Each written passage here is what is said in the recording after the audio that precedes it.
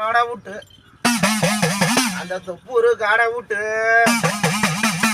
எங்க ஐயா புறப்படணும்.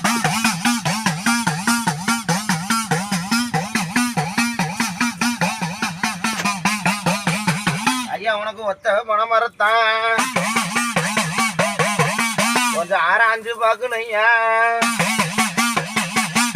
ஏ மாயவன் பெருமாளு அந்த ஸ்ரீரங்கரங்கநாதா என் ஐயா பெருமாளு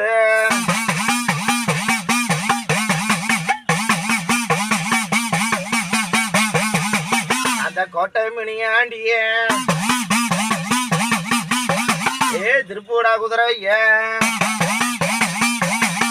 அந்த 18ஆம் படி கருப்போம் அந்த 18ஆம் படி கருப்போம் ஆயானிக்கு புறப்படணும் கொஞ்சம் நேரம்.